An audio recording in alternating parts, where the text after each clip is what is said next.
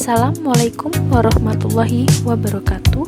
Perkenalkan, nama saya Tiara Adela Putri, NPM 234115152, kelas MNJ 23B. Di sini, saya akan menjelaskan tentang teori biaya produksi. Pengertian teori biaya produksi.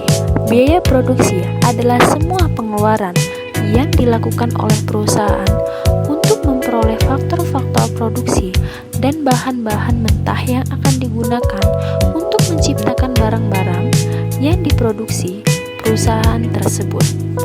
Biaya produksi yang dikeluarkan setiap perusahaan dapat dibedakan kepada dua jenis. 1. Biaya eksplisit adalah segala biaya yang dikeluarkan untuk mendapatkan faktor-faktor produksi. 2. Biaya implisit atau tersembunyi adalah taksiran pengeluaran terhadap faktor-faktor produksi yang dimiliki oleh perusahaan. Jenis-jenis biaya. Biaya internal dan eksternal. Biaya internal adalah segala biaya yang dikeluarkan dalam rangka operasional perusahaan. Biaya eksternal adalah biaya yang seharusnya ditanggung oleh perusahaan sebagai akibat operasional perusahaan yang menimbulkan dampak negatif bagi lingkungan dan sekitarnya. Jenis-jenis biaya, biaya jangka pendek dan jangka panjang. Biaya jangka pendek yaitu biaya yang menunjukkan sebagai faktor produksi tidak dapat ditambah jumlahnya. Salah satu faktor produksi bersifat tetap, yang lain berubah. Jenis-jenis biaya. Biaya jangka panjang adalah biaya yang menunjukkan semua faktor produksi dapat mengalami perubahan. Semua faktor produksi bersifat berubah.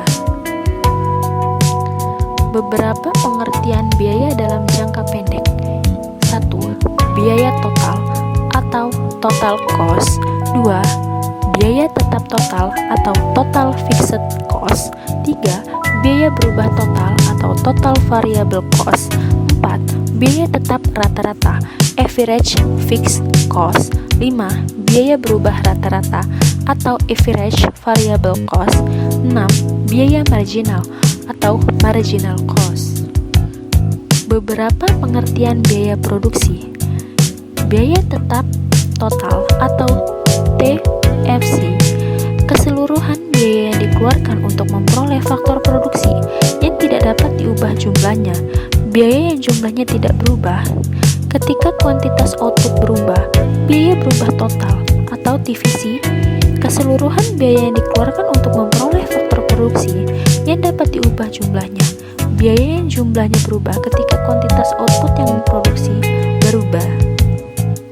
Biaya rata-rata dan marginal. Dalam analisis mengenai biaya, konsep-konsep yang lebih diutamakan adalah biaya rata-rata dan marginal. Biaya rata-rata dibedakan menjadi 3. 1. Biaya tetap rata-rata AFC. 2. Biaya berubah rata-rata AVC. 3. Biaya total rata-rata ATC. Analisis biaya jangka panjang. Dalam jangka panjang, perusahaan dapat menambah semua faktor produksi atau input yang akan digunakannya. Tidak perlu dibedakan antara biaya tetap dan biaya berubah, karena semua jenis biaya yang dikeluarkan merupakan biaya berubah. Akibat, terdapat banyak kurva jangka pendek yang dapat dilukiskan. Cara meminimumkan biaya jangka panjang. Peminimuman biaya produksi jangka panjang terkandung pada 2. 1. Tingkat produksi yang ingin dicapai. 2. Sifat dan pilihan kapasitas pabrik yang tersedia. Biaya produksi jangka panjang. Biaya rata jangka panjang atau long range average cost atau LRAC, yaitu biaya rata-rata yang paling minimum untuk berbagai tingkat produksi apabila perusahaan dapat selalu berubah kapasitas produksinya. Cara membentuk kurva LRAC. Kurva LRAC dibentuk dengan menghubungkan berbagai titik pada kurva biaya rata-rata jangka pendek terendah pada berbagai macam tingkat produksi.